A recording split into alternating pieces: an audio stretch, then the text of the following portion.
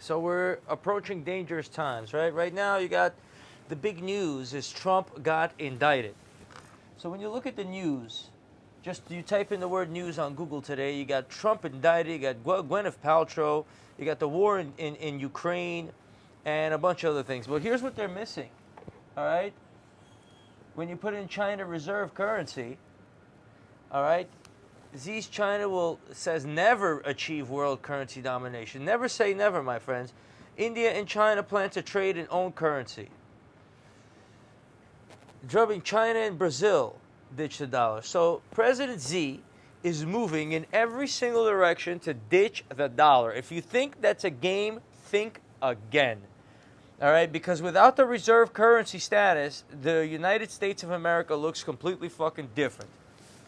Now, then you have information such as this.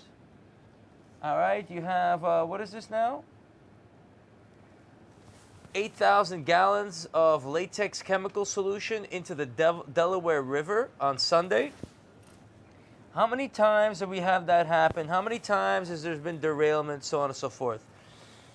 My personal belief is that there's agents already within the United States destroying our infrastructure as revenge by Russia for Ukraine. They're not firing missiles. Why should they? Why fire a missile when you could just derail a train or poison a water supply or just set up a little, you know, you've never heard this happening before. You can't even drink the water in Delaware. So, as you know, my understanding is that the United States is being destroyed from within by Chinese, you know, that infiltrated even the government to certain Chinese spies and saboteurs. Then you have the Russians that are sitting here destroying the country, the infrastructure as revenge for Ukraine. You have Ukraine teetering on the edge of collapse. I mean, it's just a war-torn country at this point. Infrastructure destroyed. Hundreds of thousands of their young men dead. Running out of ammunition with that quasi-support from the United States. Zelensky keep pushing, trying to hold on, right? There's for no reason at this point because the population of Russia is just so much greater that you're just going to run out of able-bodied young men to go to war. You're going to kill one another, and then they're going to creep in and take Bakhmut or whatever they're fighting over there. And that never should have happened. That war never should have happened. And while all this is going on around the world, President Xi is moving in on the reserve currency. And this is all happening under the nose of the senile President Joe Biden. Very dangerous stuff. And, you know, right now you could be watching Trax News on your phone or in your home, and you don't feel anything because you're not drinking the water that's in Philadelphia. You're not on the front lines of Ukraine, or you're not seeing any of that. It's not affecting you. But when that dollar problem hits, when all this culminates to, you know, all these dollars in the world coming home to roost as China pushes in to be a reserve currency, you're going to feel it and you're going to know it. All right, so you better be prepared for what that is.